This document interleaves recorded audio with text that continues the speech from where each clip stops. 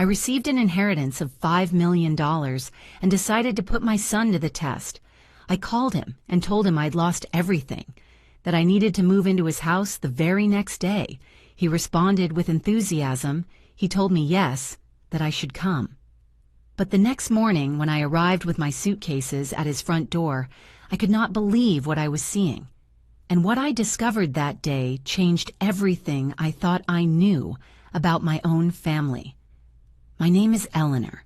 I am 71 years old, and until a week ago, I lived in a small apartment on the north side of the city. A modest place with walls that held 40 years of memories, yellowing photographs, and the silence of someone who learned to live alone. My husband died 8 years ago. Since then, life became a silent routine. I would wake up, prepare coffee, look out the window, and wait. Wait for what I do not know. Maybe I waited to feel something again. Maybe I waited for someone to knock on the door and remind me that I still mattered, but no one came. The days passed identical, one after another, like blurry copies of a life that once had color. I worked for 35 years in a textile factory. I got up every dawn, took the same bus, did the same job. I do not complain. That gave me a roof, food, and the possibility of raising my son, Michael. I raised him alone after his father left when he was barely 6 years old. I did what I could. We did not have luxuries, but we never lacked anything essential. I taught him to be honest, to work hard, to respect others. Or at least that is what I thought I taught him. Because over the years, when he grew up, when he got married, something changed between us. The calls became shorter, the visits more spaced out. There was always an excuse, work traffic commitments. And I learned not to insist, not to bother to occupy the least possible space in his life. I lived convinced that this was normal, that children grow up, leave, build their own lives, that a mother must learn to let go. But deep down, very deep down, I always wondered if he really cared, if he ever thought of me when he closed his eyes at night, if he remembered the times I went without eating so he could have new shoes, if he valued the sacrifices I made without saying a word. I never claimed anything from him. I never asked for anything in return, because that is how I was raised, to give without expecting, to love without conditions. But unconditional love hurts when it is one-sided. 2 weeks ago, I received a call that changed everything. It was a lawyer. His name was Robert. He had a formal but kind voice. He told me that a distant uncle, someone I barely remembered, had passed away abroad. He had no children, he had no wife, and in his will he had left me as the sole heir. $5 million. When I heard that figure, I thought it was a joke. I thought someone was tricking me. But no, it was real. I had to go to the lawyer office, sign documents, listen to legal explanations that I barely understood. And when I left that place, I walked down the street as if I were floating. $5 million. Me who never had more than $1,000 saved in my entire life. Me who counted every coin before going to the market. Me who got used to living with just enough. That night I could not sleep.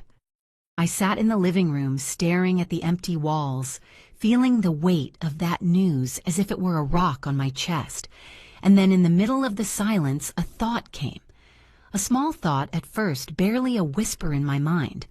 What would happen if Michael knew? What would he do?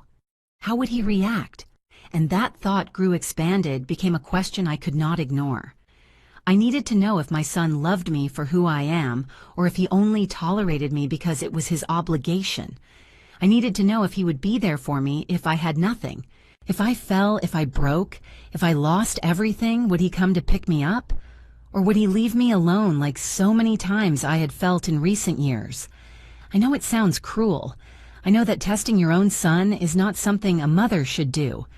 But after so many years of feeling invisible, of wondering if I really mattered, I needed an answer. I needed to know the truth, even if it hurt, even if it broke my heart, because living in doubt is worse than living in certainty, even if that certainty is painful. So I made a decision. I would not tell him anything about the inheritance. Instead, I would make him believe that I had lost everything, that I was in a desperate situation, that I needed his help. And depending on his reaction, I would know who my son really was. I would know if the values I tried to instill in him still lived in him, or if they had been lost along the way. I spent 3 days preparing. I rehearsed the words in my head over and over again. I thought about every detail of the lie I was about to tell. It hurt to do it. It hurt to have to lie to him, but I needed that truth more than I needed to keep the peace. Because peace built on doubt is not peace. It is just an uncomfortable truce with reality, and I was already tired of living in that truce. I wanted to know. I needed to know. Finally, the day came. It was a Tuesday afternoon around 5. I sat on the living room sofa with the phone in my hand, feeling my fingers tremble. I took several deep breaths, trying to calm the nerves that ran through my body like electric current. I dialed Michael's number. It rang once, twice, 3 times. Every ring felt eternal. I was about to hang up to forget all that absurd plan to settle for not knowing. But then I heard his voice. "Hello, Mom," he said. He sounded distracted, as if he were doing something else while talking to me. I heard background noise, maybe the television or music. I felt a lump in my throat, but I kept going. "Michael, I need to talk to you," I said with a trembling voice. "Something very serious happened." There was a brief silence on the other end. "What happened, Mom? Are you okay?" he asked with a tone that tried to sound worried, but still had that air of being half present in the conversation. "I lost everything," I told him. The words came out easier than I expected, as if my mouth had decided to believe its own lie.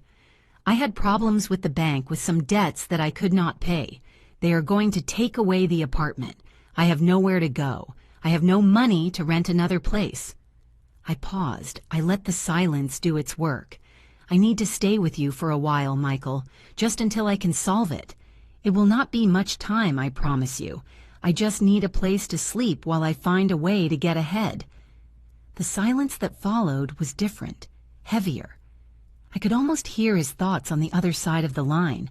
I imagined his face, his eyes looking for a way out, an excuse. I waited. I counted the seconds in my head, 1, 2, 3, 4, and then he spoke. "Of course, Mom. Come over. You can stay with us as long as you need. Do not worry about anything. Tomorrow you can come. I will prepare the guest room. Everything is going to be okay." I felt something strange in my chest when I heard those words. It was a mixture of relief and guilt. Relief because my son had said yes, that he would receive me, that he would not leave me on the street. Guilt because I was lying to him, because I was manipulating the situation to get an answer. But there was also something else, something I could not define clearly. A small alarm in my intuition telling me that his answer had been too fast, too perfect. As if he had been waiting for me to say exactly that. As if he already knew what to say.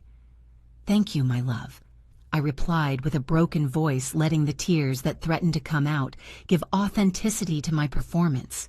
"You do not know how much this means to me. Tomorrow morning I will be there with my things. Do not bring much, Mom." He interrupted me. "Only the essentials. There's not much space here, but we will manage." Yes, yes, of course," I told him. "Just a few suitcases. See you tomorrow then." "Rest, Mom," he told me before hanging up. "Everything is going to work out well." When the call ended, I sat there with the phone still in my hand, looking at the screen that had turned black. It had worked. Michael had said yes. He had opened the doors of his house to me.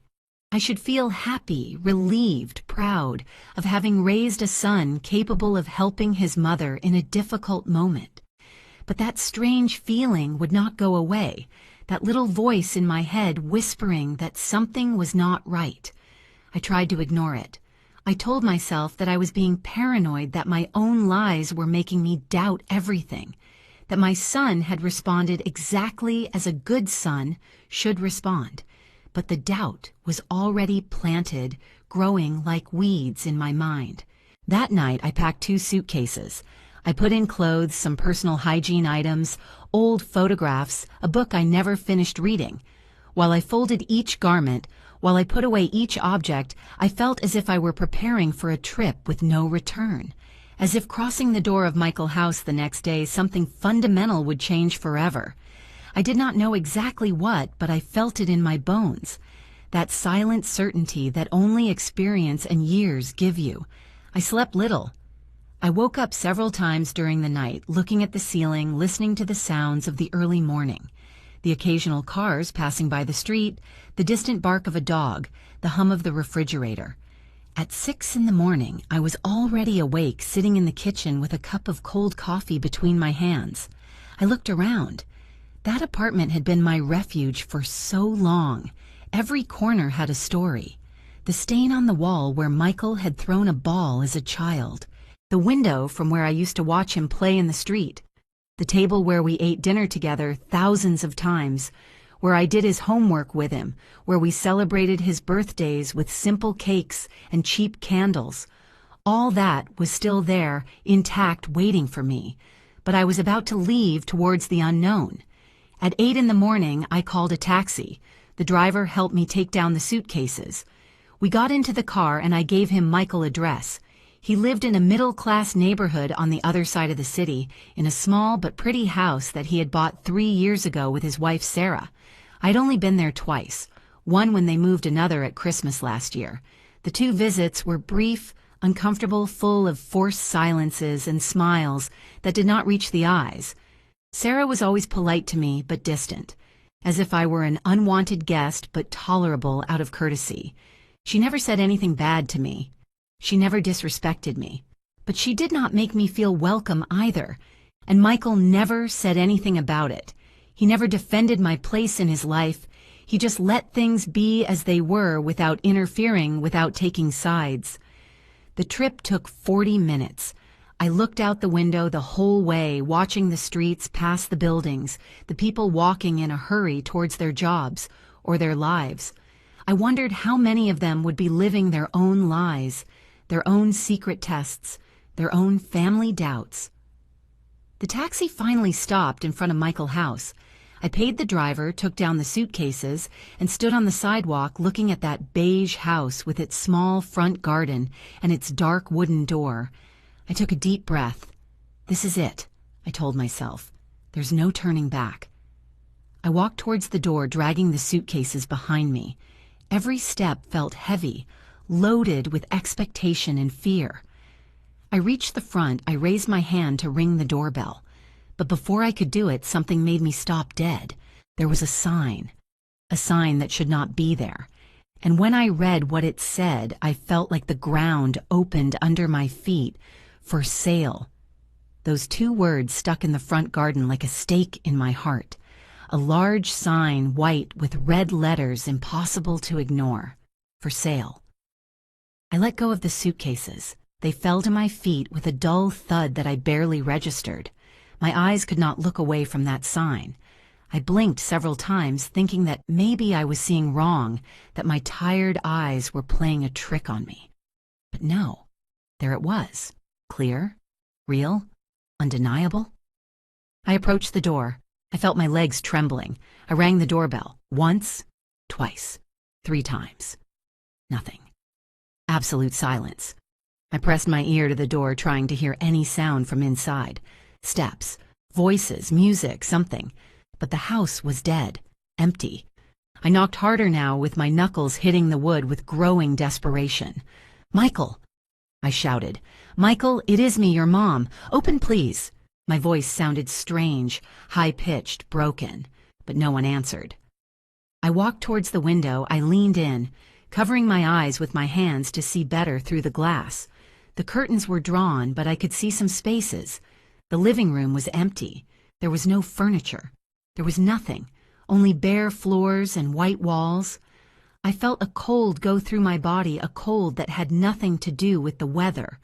It was the cold of understanding, of the horror that begins to take shape when the pieces of a terrible puzzle begin to fit together. I moved away from the window, took a few steps back, unable to process what I was seeing, and then I heard a voice behind me. "Excuse me, ma'am. Are you looking for someone?" I turned around sharply. It It was an older woman, probably my age, with gray hair tied in a bun, dressed in a light green sweater and denim pants. She had a shopping bag in her hand. She looked like the typical curious neighbor, but kind. "Yes," I said, trying to control the tremor in my voice. "I am looking for my son, Michael. He lives here, or lived here. What happened? Why is that sign there?" The woman made a grimace of understanding mixed with pity. "Oh, you are Michael's mother," she said, nodding. "I am Grace. I live in the house next door. I saw you a couple of times when you came to visit." "Yes, yes," I answered with impatience. "Do you know where my son is? What happened here?" Grace put her bag on the ground and came a little closer. Her expression became serious, almost uncomfortable. "Look, ma'am, I do not know exactly what happened, but last night there was a lot of movement here. I saw a moving truck. I saw Michael and his wife Sarah taking things out in a hurry. They seemed to be in a big hurry. I went out to ask him if everything was okay, and Sarah barely answered me. She said they had a family emergency that they had to leave urgently. She did not give me more details. They loaded what they could into the truck and left. It must have been around 10 at night. I felt my mouth go dry." "Last night?" I repeated, almost voiceless. But if I called him yesterday afternoon, if he told me to come today to prepare the guest room?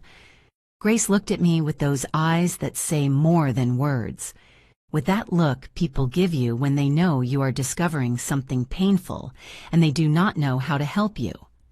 "I am very sorry, Eleanor," she said with genuine compassion. "I do not know what to tell you. I just know they left last night and left the house empty. Early this morning, someone from the real estate agency came to put up the sign. I put a hand to my chest. I felt like I could not breathe well. My son, my own son. He had told me yes to come, that I would stay with him. And as soon as we hung up the phone, as soon as that conversation ended, he packed his things and fled. He fled from me. He fled from his own mother." The pain I felt at that moment was not physical, but it was as real as if they had stuck a knife in my stomach. It was a pain that rose from the belly to the throat, that squeezed my heart, that made me want to scream and cry at the same time. Grace put a hand on my shoulder. "It is okay, ma'am. Do you want to come into my house for a moment? Drink water, sit down?" I shook my head. "I need to find him," I said. "I need to know why he did this. Do you have any idea where they could have gone?" Grace sighed. "Honestly, no. We never talked much with them. They were very reserved. But wait, maybe Patricia from across the street knows something." She and Sarah sometimes talked. Grace took me across the street to a house painted pale yellow. She knocked on the door, and a younger woman, perhaps about 50 years old, came out with glasses and a friendly expression. Grace quickly explained the situation to her. Patricia looked at me with a mixture of surprise and sorrow. "Good Lord," she said. "How horrible. Look, ma'am, I do not know much either, but yesterday I saw Sarah very nervous. I saw her talking on the phone in the garden. She seemed upset. I heard some of what she was saying. I could not help it because she was speaking quite loudly. She was saying something like, 'We cannot let her stay here. We have to leave before she arrives.' I thought she was talking about some problem with his family or something like that. But now that you tell me this, I think she was talking about you."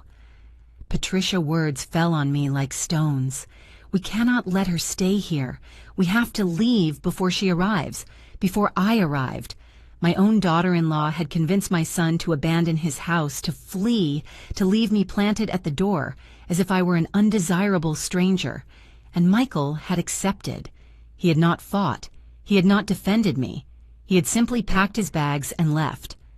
I leaned on Patricia's doorframe. I felt my legs were not responding well. The two women held me. They helped me sit on a step. "Breathe, Eleanor," Grace told me. "Breathe deep." But I could not. The air did not enter my lungs well. Everything was spinning. Years of sacrifices, of sleepless nights, of working until my hands were destroyed. Years of giving him everything I could with the little I had. And now this this silent, cowardly betrayal hidden behind a for sale sign. Patricia went into her house and came back with a glass of water. She gave it to me, and I drank slowly, feeling how the cold liquid went down my throat. "Ma'am," Patricia said with a soft voice, "I do not want to meddle where I am not called, but I think you deserve to know something else." Yesterday morning before they left, I saw Sarah talking to a neighbor from the other side. She was asking him if he knew of cheap apartments for rent in another area. She said something like, "We need to disappear for a while. We do not want anyone to know where we are." The neighbor recommended a place towards the south of the city near the downtown market district. I do not know if they went there, but it is the only thing I heard. South of the city near the downtown market. It was an area I knew well. I had lived there many years ago when Michael was small. It was a modest neighborhood with old buildings and affordable rents. The kind of place where someone would hide if they did not want to be found, but could not pay much either. I saved that information in my mind like a painful treasure. I stood up slowly. Grace and Patricia looked at me with genuine concern. "Thank you," I told them. "Thank you for telling me the truth." They nodded. "If you need anything, Eleanor," Grace said, "do not hesitate to knock on the door." I nodded without saying more. I went back to Michael's house. I picked up my suitcases from the ground. I looked at them for a long moment. I had packed those suitcases thinking I would come to stay with my son, to share his roof, to receive his help in a moment of invented need. But the need was now real, not for money, for answers, for justice, to understand how the boy I raised had become the man who abandoned me. I walked to the corner and stopped a taxi. I gave the driver the address of my apartment. During the entire return trip, I did not say a word. I just looked out the window, processing, feeling, understanding. My test had worked. I had obtained my answer, but it was not the answer my heart expected. It was much worse. I arrived at my apartment around 11 in the morning. I went up the stairs, slowly dragging the suitcases that now weighed double. Not because of their content, but because of all the pain they carried. I opened the door and entered. Everything was exactly as I had left it. The cup of cold coffee still on the kitchen table, the curtains half open, the dense silence of a place that knows something has changed, even if nothing has moved. I dropped the suitcases in the entrance and walked to the sofa. I sat there, and for the first time since I saw that sign, I let the tears come out. I cried. I cried like I had not cried since my husband's funeral. I cried for the naivety of having believed that my son was different. I cried for the years invested in creating someone who in the end saw me as a burden. I cried for that version of myself that yesterday still had hope. I cried until there were no more tears left, only a hollow emptiness in the chest and a bitter certainty in the mouth. When I finally calmed down, when the crying turned into irregular breaths and swollen eyes, I got up and went to the kitchen. I prepared more coffee. I needed to think clearly. I needed to decide what to do now. Because one thing was clear. This was not going to stay like this. I was not going to allow Michael and Sarah to believe they could treat me this way without consequences. I was not going to let them think that I was so weak, so insignificant, that they could simply flee and forget about me. I sat at the table with the hot coffee between my hands. I thought about what Patricia had told me. South of the city near the downtown market. It was a big area, but not impossible to cover. I knew that neighborhood. I knew where the older apartment buildings were the ones that rented cheapest. If Sarah had asked for economical places, it was because they did not want to spend much. They probably thought it was something temporary that I would eventually give up and stop looking for them. But they did not know me as well as they thought. I finished my coffee and picked up the phone. I dialed Michael's number. It rang several times, but he did not answer. I tried again. Nothing. A third time. Voicemail. "Hi, I am Michael. Leave your message." His voice on the recording sounded happy, carefree. A version of him I no longer recognized. I hung up without leaving a message. Then I wrote him a text message. "Michael, I need to talk to you. It is urgent. Please contact me. Send." I saw the 2 gray checks indicating the message had been delivered. I waited. 5 minutes, 10, 15, nothing. He had not even read it. I lay back on the sofa and closed my eyes. I was tired, physically and emotionally exhausted, but I could not sleep. My mind would not stop spinning, replaying yesterday's conversation over and over again. Of course, Mom. Come over. You can stay with us as long as you need. Those words that sounded so comforting yesterday now were like knives, lies wrapped in false affection, perfect acting of a son who learned to say the right thing while planning to do exactly the opposite. And Sarah. I always knew she did not want me around. I always felt it in her cold gaze, in her forced smiles, in the way she found excuses, so visits were short. But I never thought she would go this far, that she would convince Michael to abandon his own house just to avoid me. What kind of person does that? What kind of poison did she put in my son's head so he would accept something so cruel? I spent the rest of the day in a fog. I ate something simple because my body needed it, although I was not hungry. I took a long bath trying to wash away not only the sweat, but also the feeling of humiliation that had stuck to my skin. I dressed in comfortable clothes and sat in front of the window to watch the sunset. The sky was painted orange and violet, those colors that normally seemed beautiful to me, but today only reminded me that the day was ending and I still had no answers, no confrontation, no closure. At 8 at night, I received a notification on my phone. It was a message from an unknown number. For a second, my heart jumped, thinking it could be Michael from another phone. I opened the message. Eleanor, I am the lawyer, Robert. I just wanted to confirm that you received all the information about the inheritance. If you have questions, I am at your disposal. We agreed to meet next week to finalize the papers. Have a good night. The inheritance. $5 million. I had almost forgotten it in the middle of all this emotional chaos. That money that was going to change my life.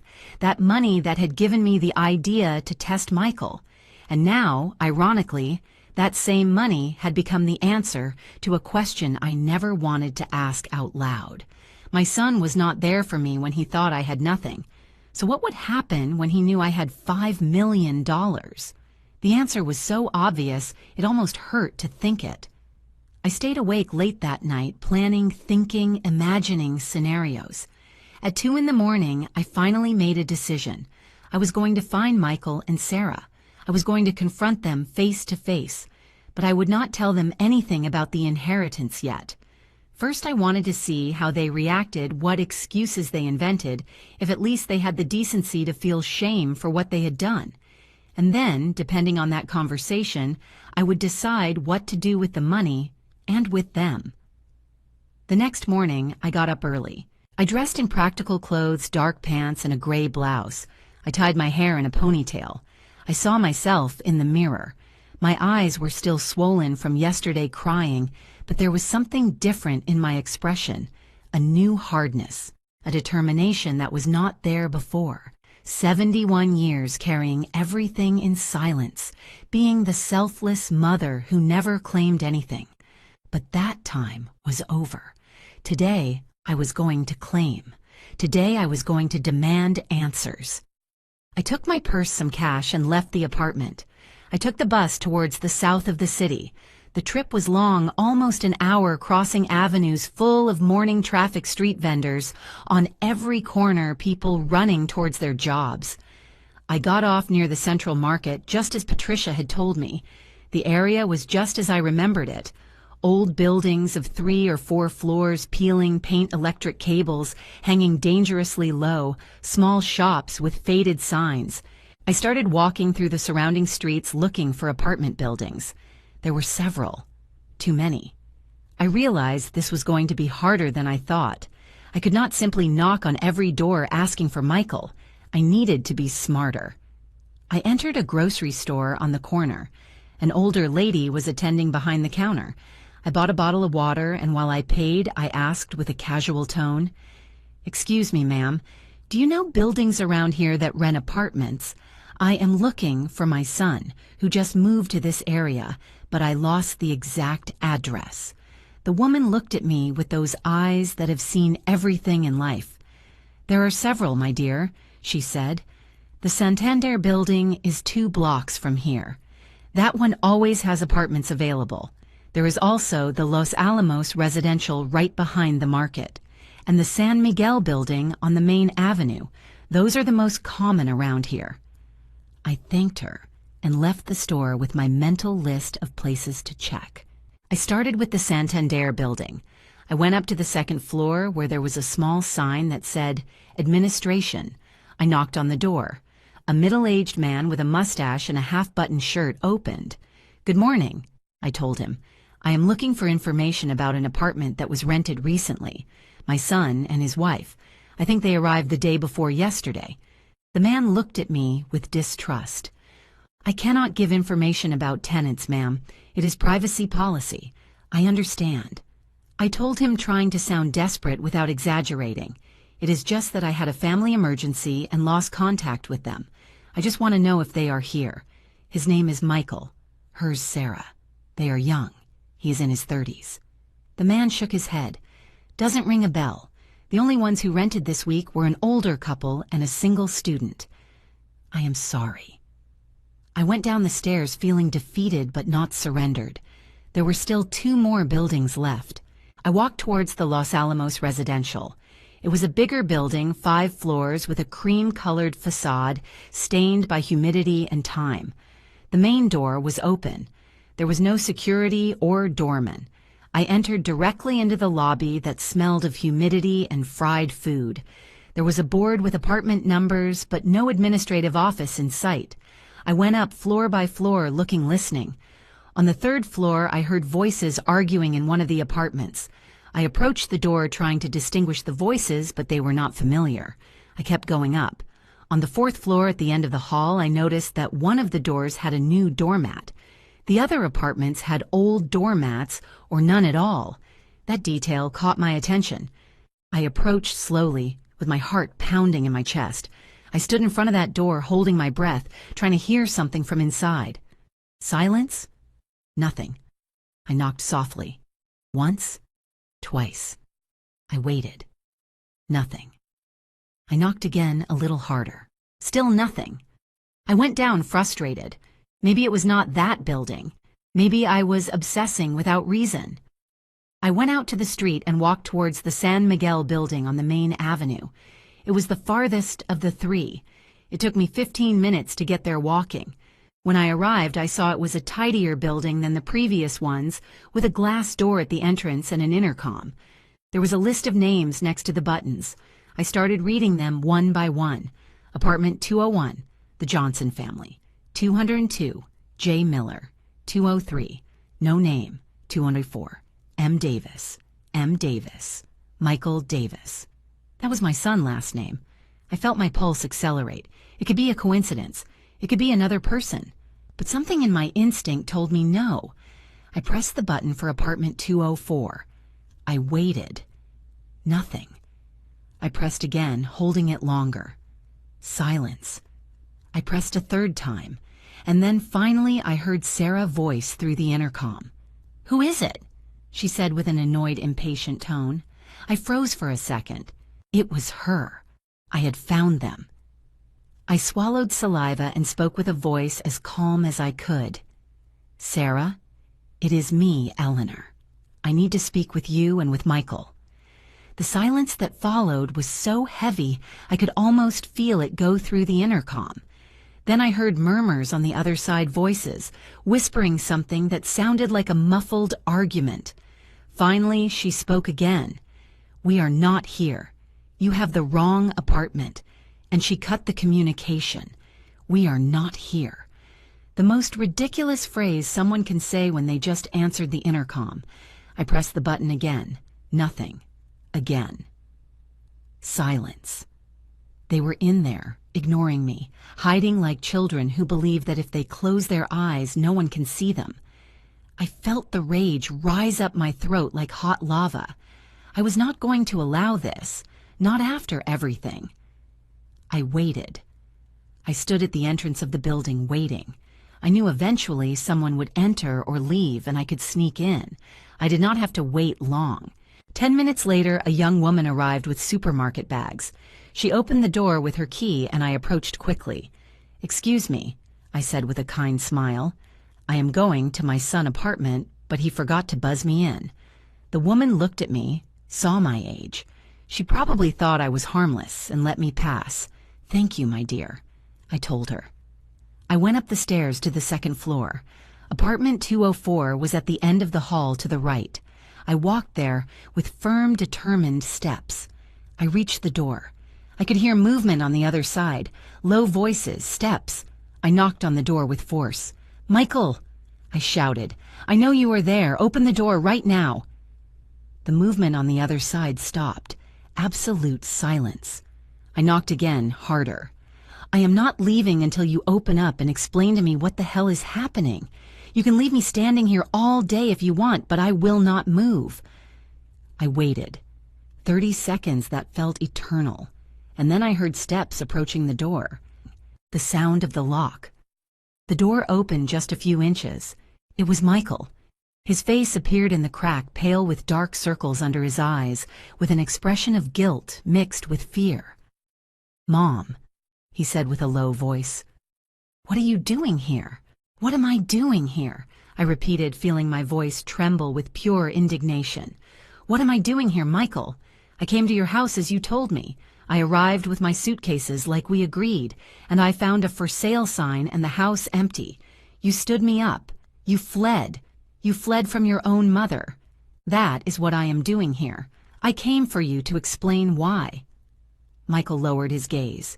He could not hold my eyes. "Mom, He began to say, but stopped.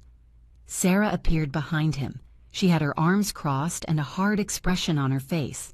"Eleanor, this is invasion of privacy," she said with a cold tone. "You cannot come to our apartment like this without warning." I laughed. A bitter, dry laugh without humor. Invasion of privacy. Sarah, seriously. "Yesterday my son told me to come live with them. He told me to prepare my things. And you fled in the middle of the night. Who invaded whose trust here?" Michael finally looked up. "Mom, it was not like that," he said. "It was an emergency. We had to move fast and—" "Do not lie to me," I interrupted him. "The neighbors told me everything. They heard Sarah say you had to leave before I arrived. It was not an emergency, Michael. It was an escape. A cowardly escape because you did not want to take care of me when you thought I had nothing." Sarah took a step forward. "Look, ma'am," she said with a controlled voice but cold as ice.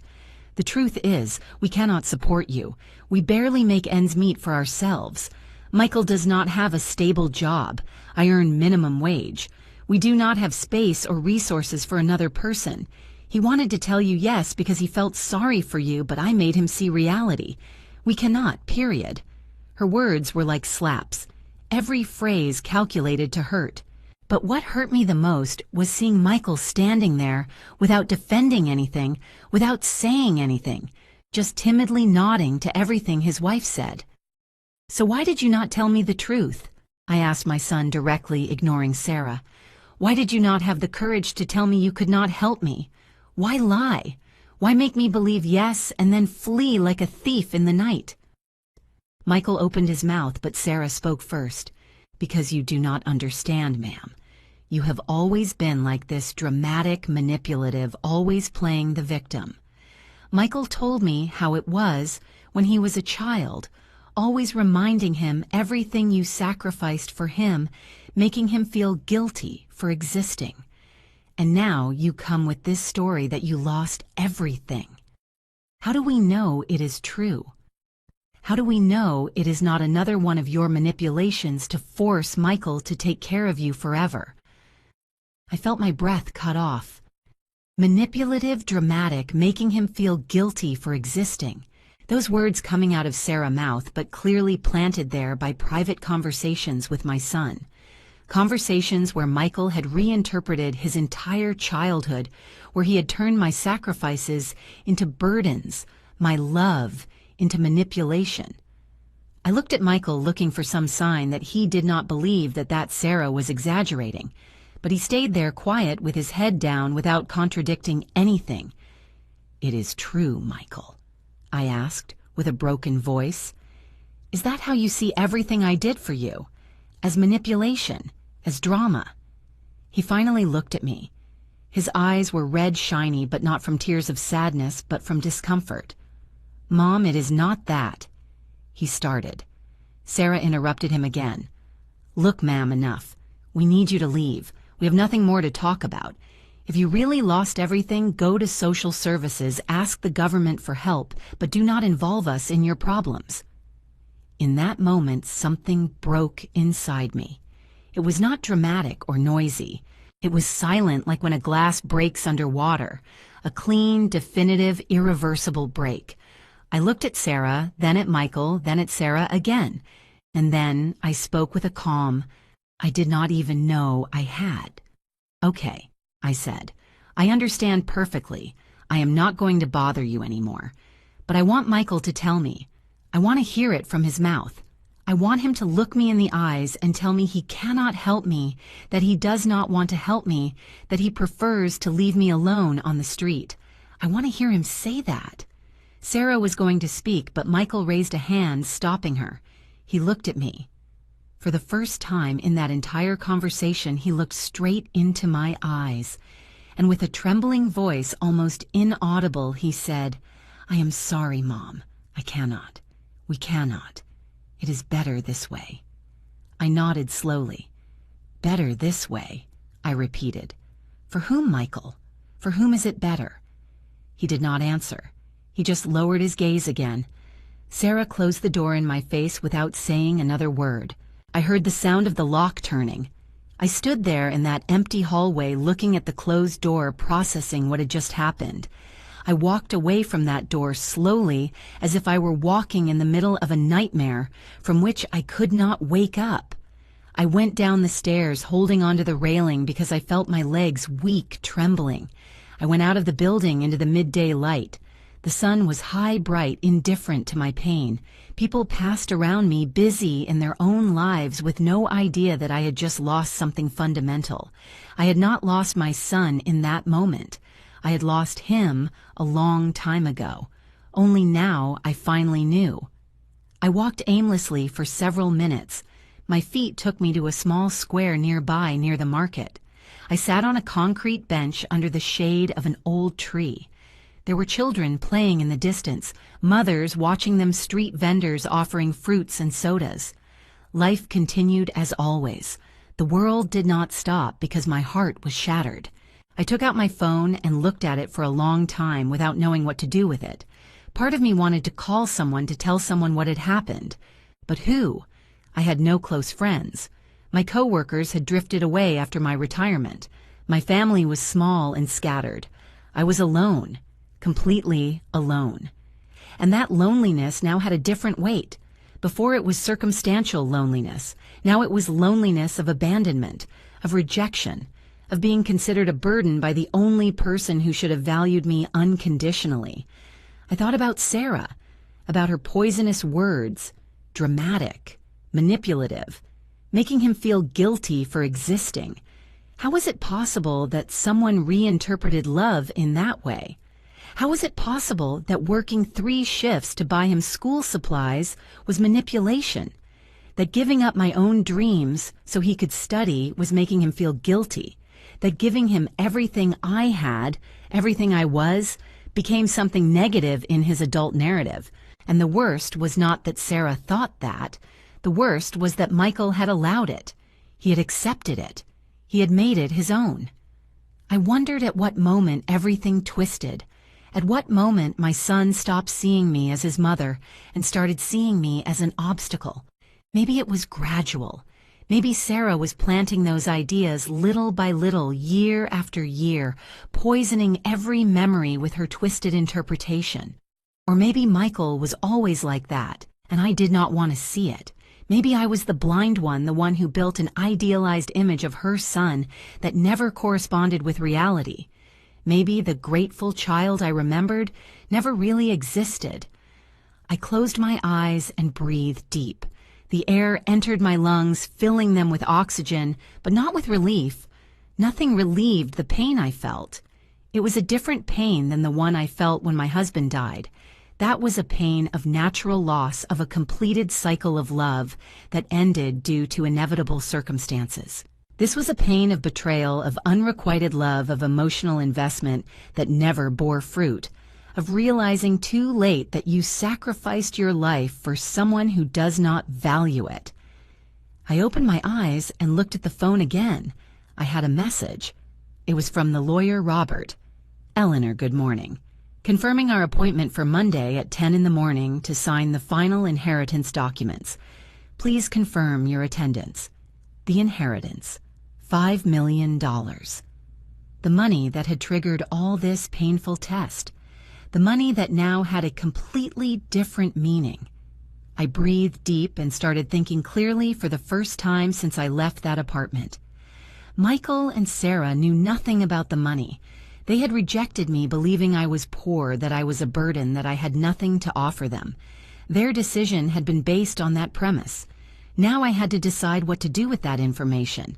I could call Michael right now, tell him about the inheritance, see how he reacted. I imagined the scene. His surprise, his instant regret, Sarah changing her attitude completely, the two of them begging for forgiveness, inventing excuses, trying to regain my favor now that there was money involved. The idea gave me nausea. I did not want that. I did not want a bought love. I did not want my son to come back to me for $5 million. That would be even more painful than his rejection, because it would confirm that he never loved me for who I am, only for what I can give him. And if he came back now after rejecting me, it would only be for interest. There would be no redemption there. There would be no real reconciliation, only transaction. I stood up. My legs were not trembling so much anymore. I started walking back towards the bus stop. While I walked, the ideas ordered themselves in my head.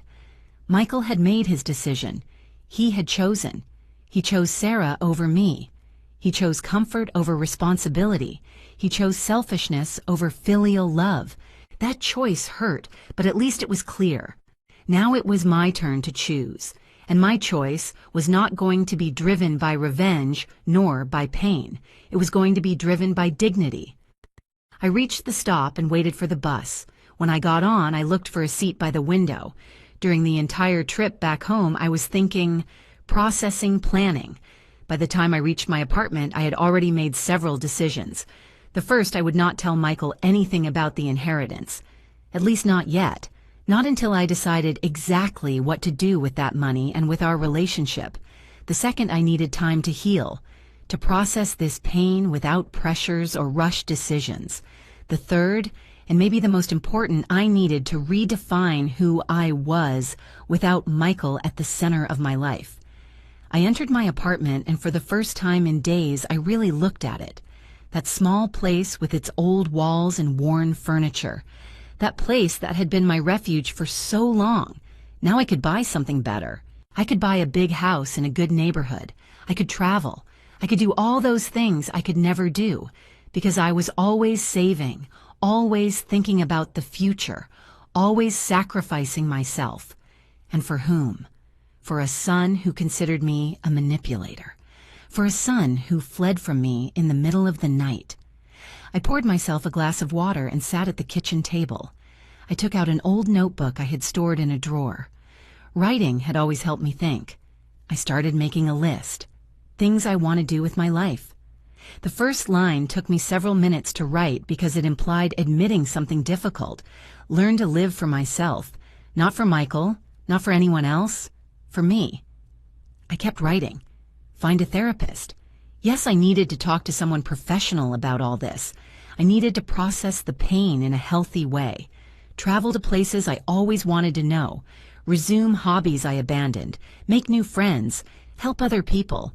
Maybe volunteering at some shelter or community center. Use the money to do something good in the world.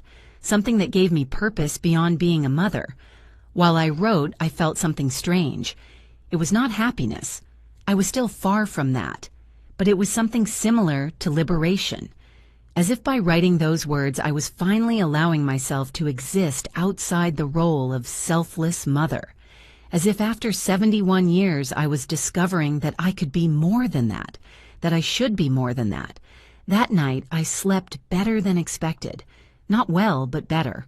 I dreamed confusing things, fragments of memories mixed with invented scenes.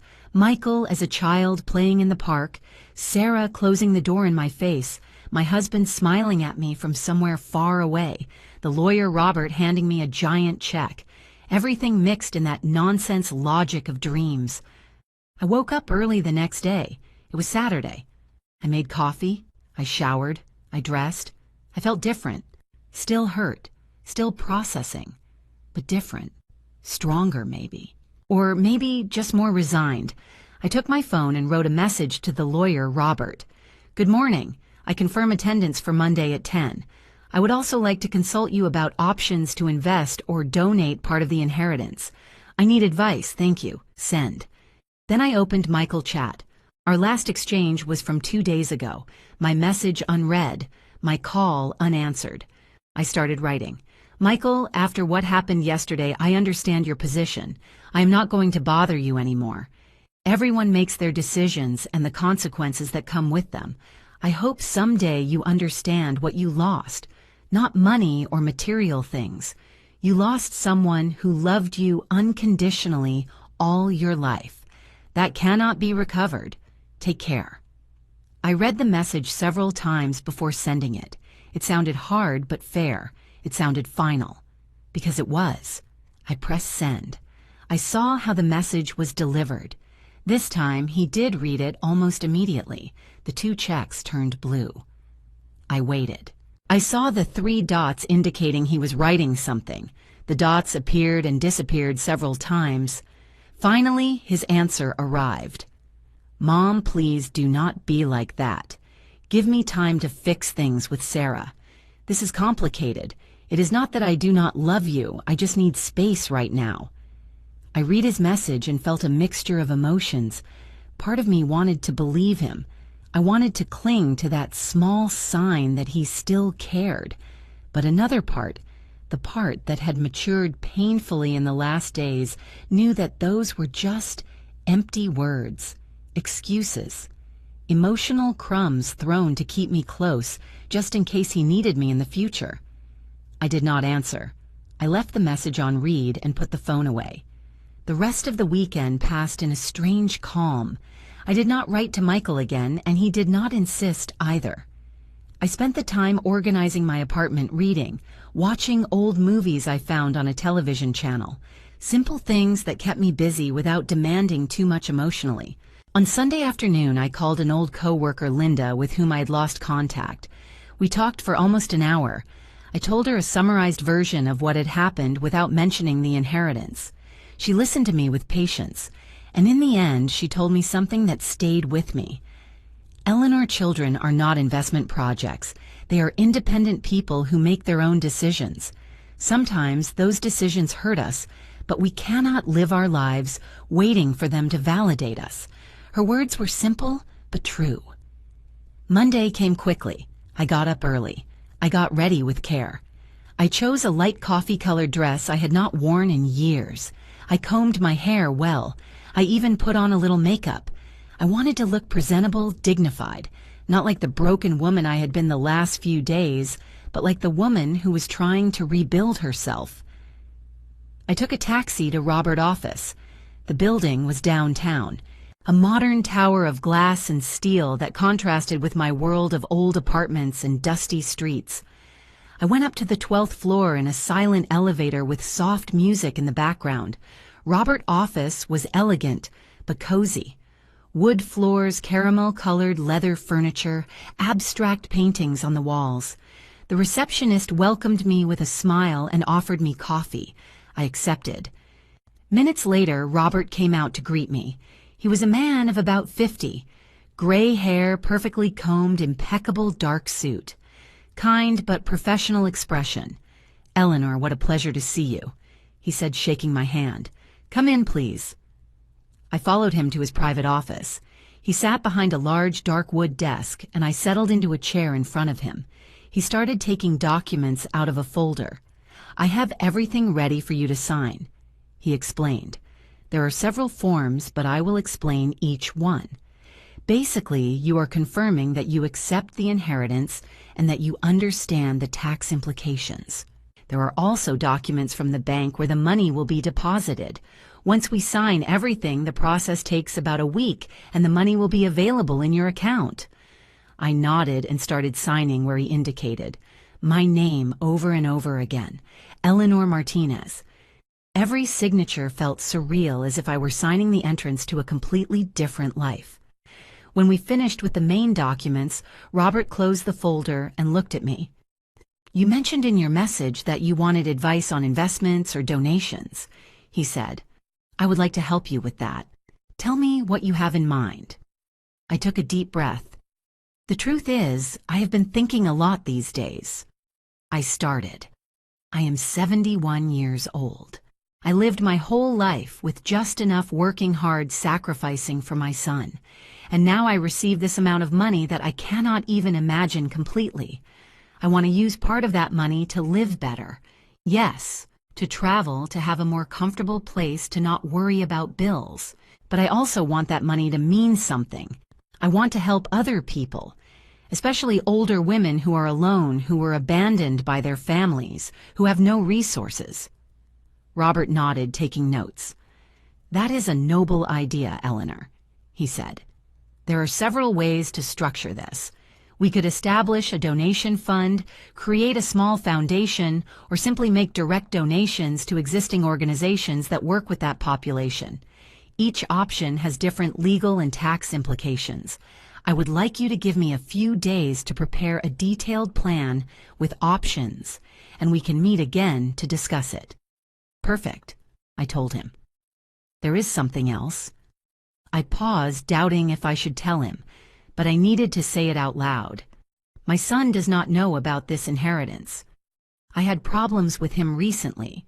He rejected me when he thought I had nothing, and now I do not know if I should ever tell him. I do not know how to handle that situation." Robert looked at me with an expression that mixed professionalism with genuine empathy. "Eleanor, legally, you have no obligation to inform anyone about this inheritance. The money is completely yours to do with it what you consider appropriate. That said, and I speak now not as your lawyer, but as someone who has seen many complicated family situations, my advice would be to take your time. Do not make rushed decisions about your son while emotions are fresh. Give it time. Use these next few months to focus on yourself, on healing, on discovering what you really want. Decisions about your son can wait." His words made sense. I nodded slowly. "You are right," I said. "I need to focus on me first." Robert smiled. "Exactly. And when you are ready, if you decide you want to share some of this with your son or not, it will be a decision you make from a place of clarity and not from pain." We said goodbye with a handshake. He told me he would contact me in a few days with the investment and donation plan. I left that office feeling strangely empowered. I went down in the elevator and went out to the street. Downtown was full of life. Office workers on their lunch hours, street vendors, tourists taking photos. I stood on the sidewalk for a moment, simply observing. And then I made an impulsive decision. Instead of taking a taxi back home, I started walking. I entered a bookstore I saw on the corner. I had not bought a new book in years. I always got them used or at the library. I walked through the aisles, touching the spines of the books, reading titles. Finally, I chose 3. One about travel in Europe, another about meditation and emotional healing, and one of contemporary poetry. At the register, when the cashier gave me the total, I took out my card without thinking twice. $75. Before that would have been a fortune for me. Now it was insignificant. But the act of buying it, of not having to count every coin, felt like a small act of freedom. I left the bookstore with my bag of books and kept walking.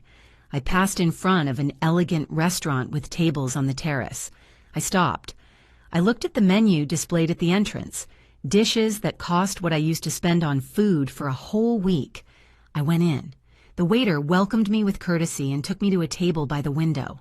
I ordered a seafood pasta dish and a glass of white wine. While I waited for my food, I looked around. Couples talking, groups of friends, laughing, people alone like me, but all seeming comfortable in their own company. When my food arrived, it was delicious. Every bite was a small celebration, not of the inheritance itself, but of finally allowing myself to enjoy something, without guilt, without thinking if I should be saving that money for something else or for someone else. I ate slowly, savoring. I drank the wine, feeling how it relaxed my tense shoulders. And when I finished and paid the bill, $120 with tip included, I felt good. Not happy yet, but good. I walked a little more before finally taking a taxi home. When I arrived at my apartment, it was almost 4 in the afternoon. I checked my phone. I had 2 messages. One was from Linda asking how I was. The other was from Michael. My heart gave a little jump when I saw his name. I opened the message. "Mom, I need to talk to you. It is important. Can we meet?" I looked at that message for a long time. Part of me wanted to answer immediately. I wanted to know what was so important. I wanted to believe that maybe he had reconsidered. But the other part, the part that was learning to protect itself, knew I was not ready yet. I put the phone away without answering. I made myself a tea and sat on the sofa with one of my new books, the one on meditation and emotional healing. I started reading. The first chapter talked about grief. Not only grief for death, but grief for losses of all kinds. Loss of relationships, loss of the version of someone you thought you knew, loss of expectations. Every word resonated in me as if the author were speaking directly to me.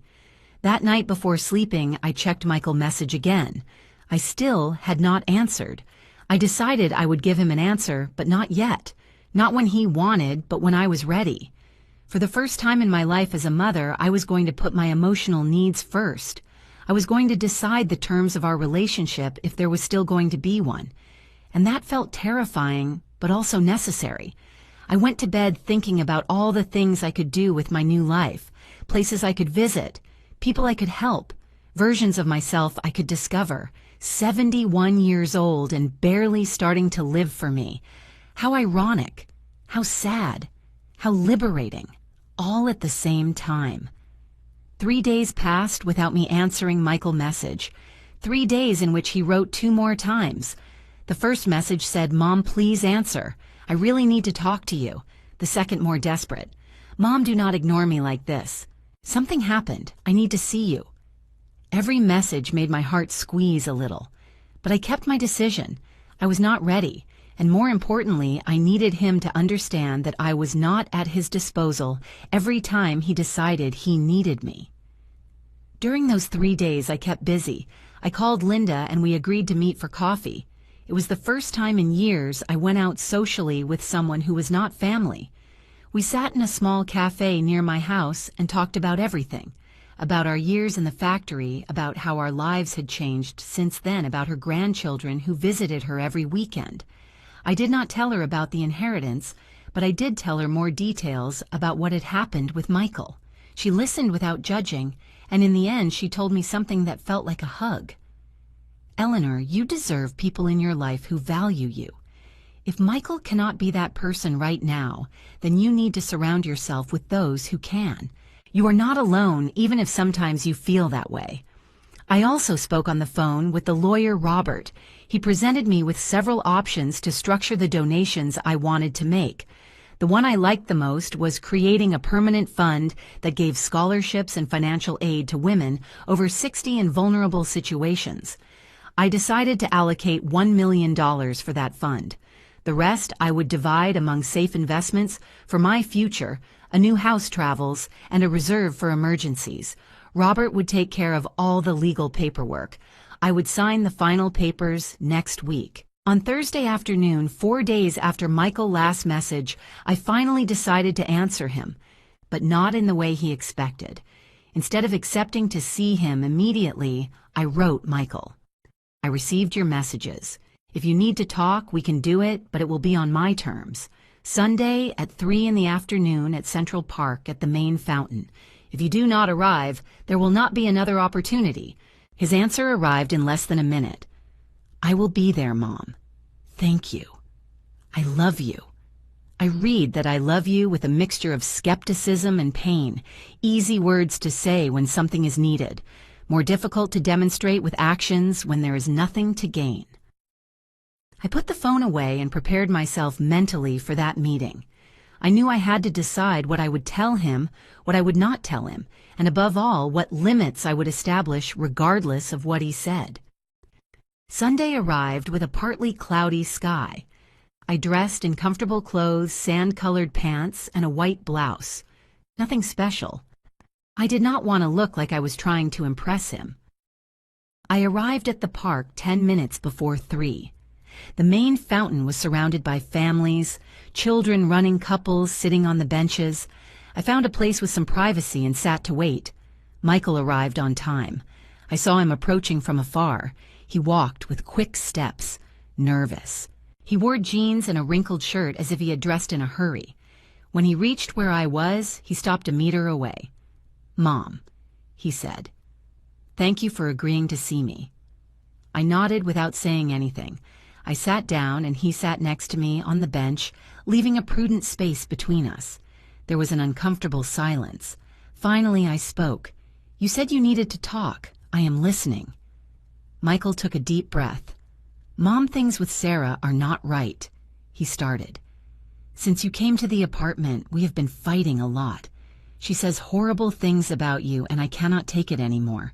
I realized you were right. I realized I was a coward." I paused, waiting for him to continue. "And she left me," he said with a broken voice. 2 days ago, she told me she was leaving, that I was useless, that I was never going to amount to anything. She packed her things and left. She left me with the apartment rent, with the debts, with everything. And I do not know what to do, Mom. I do not know how I am going to pay everything. That is why I needed to see you. I need your help." There it was, the truth behind his urgency, the truth behind his "I love you" and his "I need to see you." It was not genuine regret. It was not remorse for how he had treated me. It was need. Again, always need. I looked him in the eyes. "Michael," I said with a calm but firm voice, "let me see if I understood correctly. When you thought I had nothing, when supposedly I had lost everything and needed a place to stay, you and Sarah fled. You left me standing at the door with my suitcases. Sarah told me I was manipulative, dramatic, a burden. And you said nothing. You did not defend me. You did not set limits. You simply accepted everything she said and closed the door in my face." He lowered his gaze. "I know, Mom, I know. I made a terrible mistake." I continued. "And now that Sarah left you, now that you find yourself alone with economic problems, now you do remember me. Now you do need your mom.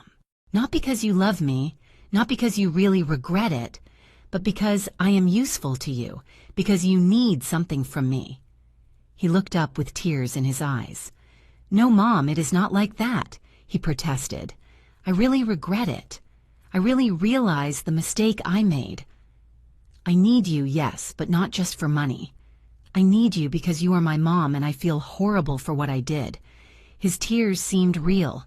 His pain seemed genuine. But I was no longer the same woman who a week ago would have fallen for those tears. I was no longer the mother who settled for crumbs of regret. "Michael," I told him, "for 30-something years I was there for you every time you needed me. Every time. Without conditions, without questions. I gave you everything I had, everything I was. And the first time, the only time I needed you, you failed me. Not only did you fail me, you abandoned me in the cruelest way possible. But Mom, I can change," he said with desperation. "Give me a chance to prove it to you." I stayed silent for a long moment. Then I spoke. "There is something you need to know, Michael. Something that changes the entire context of this situation." He looked at me confused. What thing, Mom? Nothing. I was never in economic trouble. It was all a test. 2 weeks ago, I received an inheritance from a distant uncle, $5 million. I wanted to know if you would be there for me if I had nothing. And I got my answer. Michael's face changed. It went from confusion to shock, from shock to understanding, from understanding to horror. What? He whispered. 5 million? And you did all this as a test? I nodded. That is right. And you failed, Michael. Completely. He stood up abruptly. I cannot believe this, he said with a voice starting to rise in volume. You set a trap for me. You manipulated me. This is exactly what Sarah said about you. You are manipulative, Mom. How could you do this to me? I stood up too, looking him straight in the eyes. I did this to you, Michael. I set a test like this, a test that any decent son would have passed without problem. I asked for help believing I had nothing, and you saw. That was your choice, not mine. You chose to abandon me. I only created the circumstances to see your true character, and I saw it. I saw it clearly. He shook his head, visibly upset. And now what, Mom? You came here to rub it in my face, to tell me you have millions while I am broke, to take revenge. I did not come to take revenge. I told him. I came to tell you the truth, and to set limits. Michael, I love you. You are my son, and you always will be. But I cannot continue being the mother who gives everything without receiving anything in return. I cannot continue expecting you to value me when clearly you do not. So this is what is going to happen. I am going to live my life. I am going to use that money to do things I always wanted to do and to help people who really need it.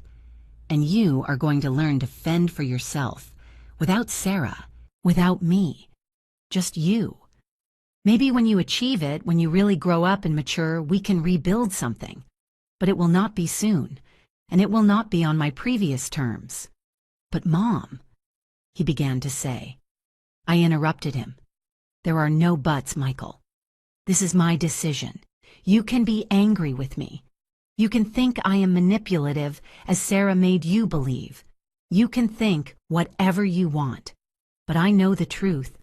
I know I gave you the best of me during your whole life. And if that was not enough, if that did not create in you a sense of loyalty or filial love, then that says more about you than about me. Goodbye, Michael. When you are ready for a real conversation without needing anything from me, you know where to find me. I turned around and started walking. Mom, wait, he shouted behind me. But I did not stop. I kept walking with trembling but firm legs, with a broken but determined heart, with tears in my eyes, but my head high. I did not look back. I walked through the park with no clear direction for several minutes. The tears finally started falling when I was far enough from Michael. They were not tears of regret for what I had just done. They were tears of liberation, of grief, of closing a painful chapter of my life. I sat on a distant bench under a large tree that offered shade and privacy. I cried in silence while watching the happy families around me. Parents pushing swings, mothers chasing their small children, grandparents sharing ice cream with their grandchildren, scenes I once dreamed of having with Michael and his future children, scenes I might never have.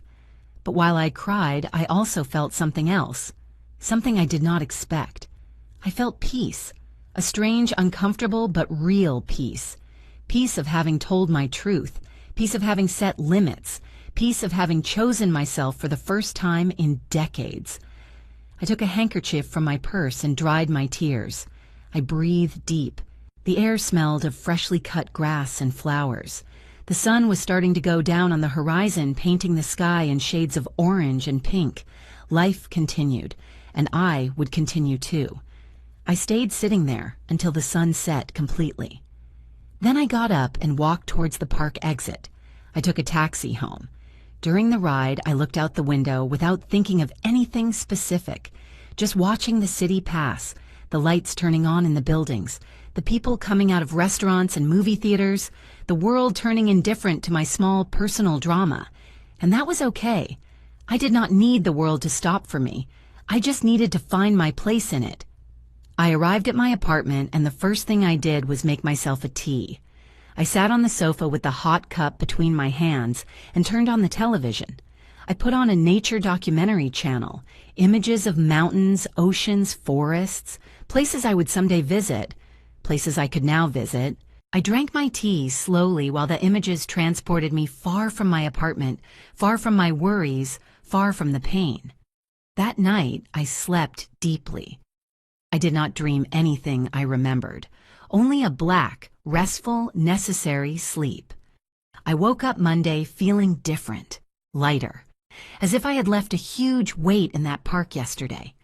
I made coffee, had a good breakfast, and sat down to plan my day. First, I would call Robert to confirm I wanted to proceed with all the plans we had discussed. Second, I would start looking for houses.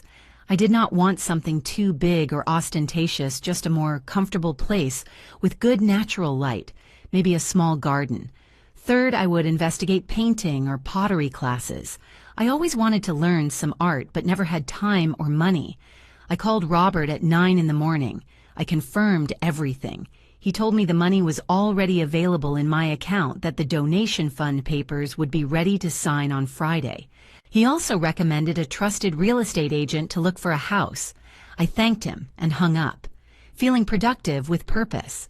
The following days were a mixture of new activities and moments of reflection. I visited 5 houses with the real estate agent. The 5th one was perfect. A small 2-bedroom house in a quiet neighborhood. It had a garden with fruit trees, large windows that let in a lot of light, and a spacious kitchen. The price was reasonable, $300,000. I made an offer that same day. It was accepted. The paperwork would take a month, but I already had my new home. I also enrolled in a watercolor class given on Tuesdays and Thursdays at a community center near my future house. The first class was intimidating. I was the oldest in the group, but everyone was kind. The teacher, a young woman named Marybelle, was especially patient with me.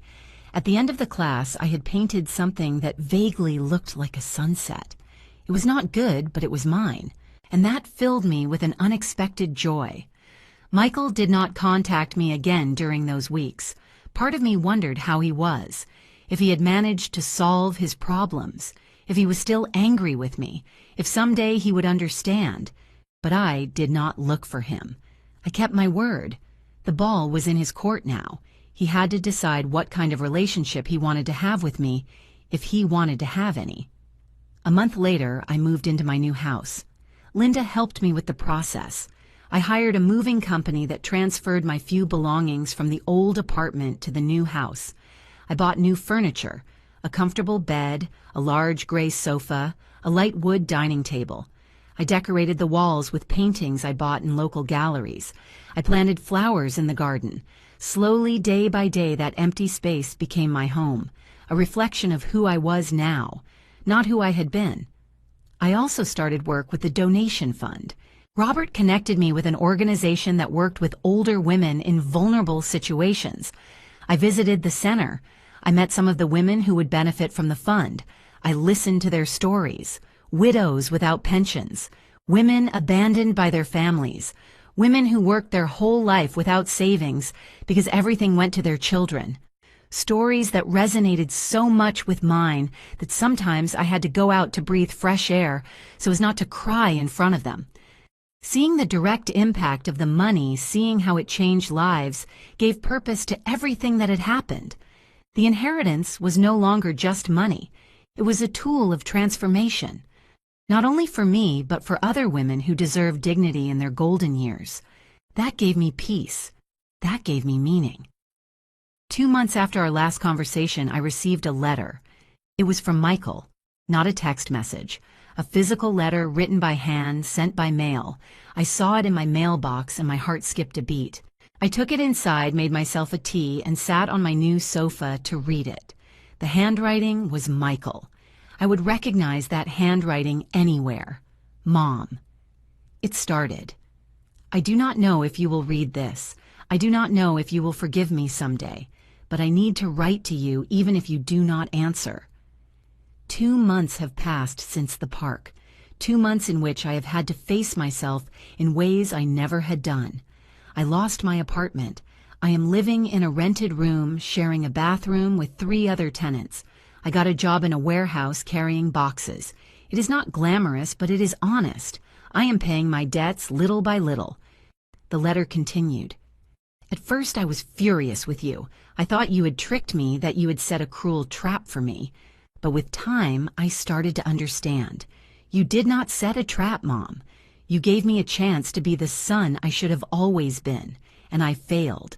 I failed because Sarah had convinced me that you were the problem, because it was easier to blame you than to assume my responsibility, because I never really grew up.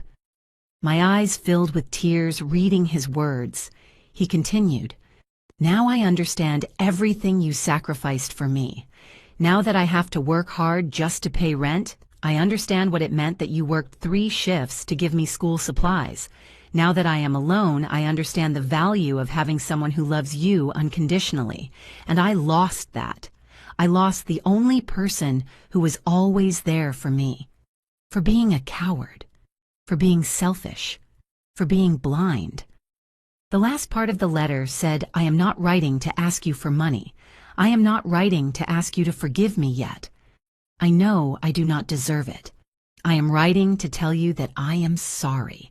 I really am sorry, Mom, and that I am working on being better, on being the man you deserved as a son. I do not know if someday we can rebuild our relationship, but I want you to know that I love you. I always loved you. I just did not know how to show it. Take care, Mom. Michael." I finished reading the letter with tears running down my cheeks.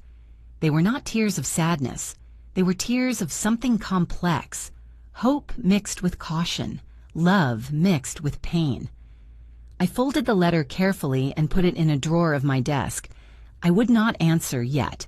I was not ready yet. But I kept it. Because maybe someday I would be. That night I sat in my garden under the stars. The cool night air caressed my face. I thought about everything that had happened, about the inheritance that changed my life, about the test that revealed painful truths, about the confrontation that liberated me, about the transformation that was just beginning. I was 71 years old. Most of my life had already passed, but for the first time I felt I was really living, not for someone else, for me. And if Michael really changed, if he really matured and became the man he promised to become in that letter, maybe someday we could have a new relationship, not like before, never like before, but something different, something built on honesty and healthy boundaries, something real. But if not, if this was all we would have, that would also be okay. Because I learned something fundamental in these months. I learned that my value did not depend on being needed. I learned that self-love was not selfishness. I learned that it is never too late to start over. And I learned that sometimes the greatest proof of love you can give is letting go, even when it hurts, especially when it hurts. Because only in freedom, in distance, in the pain of consequence, can people really grow. I looked at the stars and whispered a promise to the universe, a promise to live the rest of my days with dignity, with purpose, with self-love.